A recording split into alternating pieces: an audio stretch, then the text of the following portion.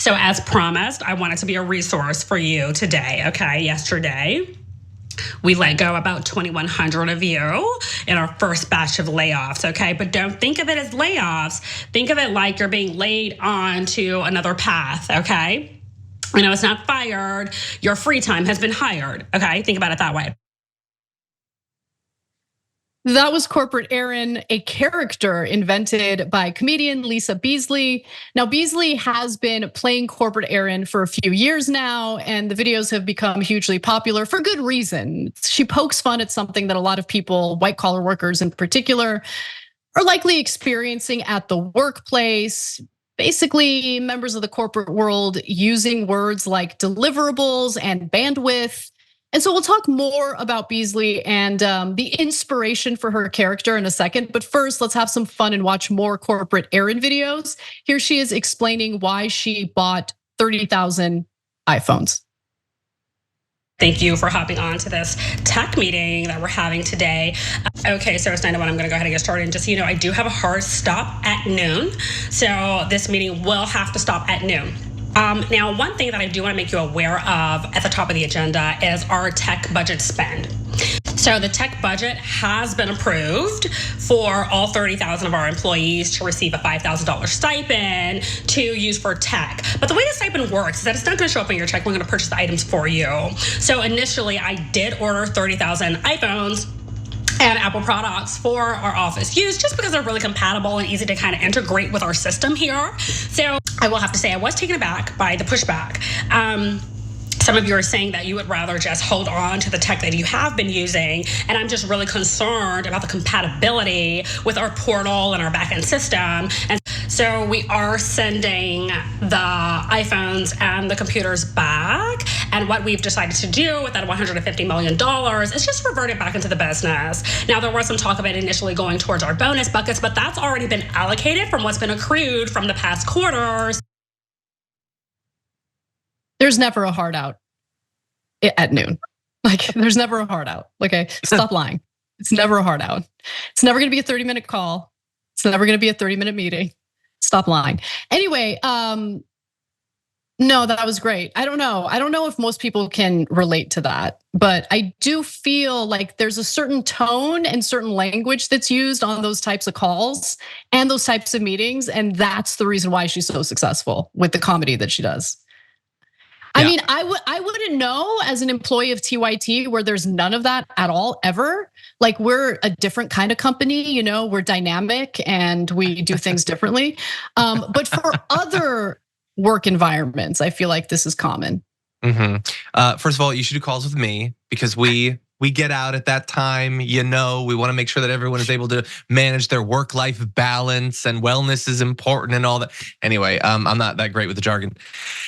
Yeah, super annoying. I think some more than others. Like, I know you have some terms that you're gonna throw out there that you find to be very annoying that I think are that's just stuff you say. But I also think that the corporate jargon is particularly annoying because it's jargon and it has to do with your job, which we're already predisposed to be annoyed by. But like there's annoying jargon and everything. Like, don't even get me started. When I was doing the classes before Raina was born, the way, and I think I've told you this, the way that people would call the child baby rather than the baby. Like, they'll say, now you're gonna wanna feed baby 5 ounces of food. That is, to me, jargon, and I hate it. Now I do it now because I have baby, but it so annoyed me that they wouldn't say the word the.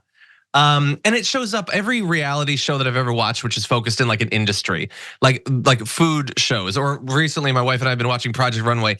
It's filled with jargon because every subgroup and culture naturally develops language and then wants to have language that makes them feel in and cool.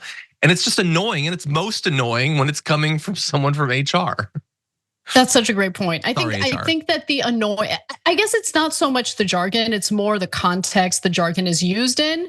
And that's probably the reason why, according to a survey by LinkedIn and Duolingo, last year, 23% of baby boomers, 50% of Gen X, 65% of millennials, and 60% of Gen Z want to reduce or eliminate the use of workplace jargon. So in the corporate world, it's things like circle back, let's put a pin in that.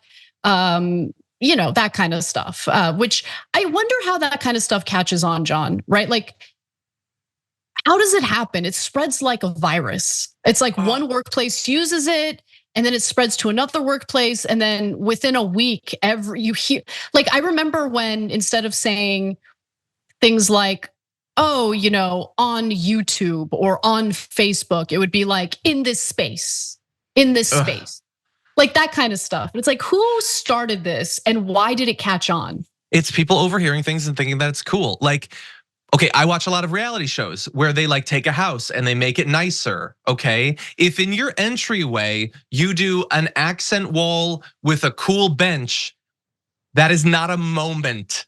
Okay, it's a place. I hate Moment. Moment is it's such a virus that it isn't even restrained to the DIY and the home reno place. Literally on the fashion stuff, they're talking about moments as well. Why does everything have to be a moment? Yeah, I like these idioms, but I don't necessarily, not that, but I like the origin of idioms. I do think though, sometimes it's a hobby. Like picking up and using words is a hobby. It just is. That's why like the Gen Z slang is spreading so fast. Some people, the thing they concern themselves with is, I just want to have a fun thing to say. I just want people to be normal. And I guess the reason why some people are more turned off by all of this than others is like, I love honesty and just realness, right? Authenticity. So a lot of times this jargon is used as like euphemisms for things, and that turns me off to it. So here are some examples of what turns you off to it is an example of what you're talking about. Yeah, but that's an idiom taken from technology that you're applying. I know, but it's not exclusively used in the corporate world. You get what I'm saying? Like circling back and put a pin in it. Exclusively PMC talk, like professional managerial class lingo, for sure. Private military corporations. I was like, wait, how do you know what they're saying, Anna? We're all PMCs, by the way. Like you're a PMC, I'm a PMC. We're PMCers, but we're pushing back. Okay, we're stirring the pot. Thanks for watching the video, guys. We also love it if you hit the join button below, because that makes you a member, and members allow us to be independent, honest. We can be as progressive as we want, no corporate media influence, and that's all because of you guys. We love doing the show with our members. Hit the join button, become one of the Young Turks.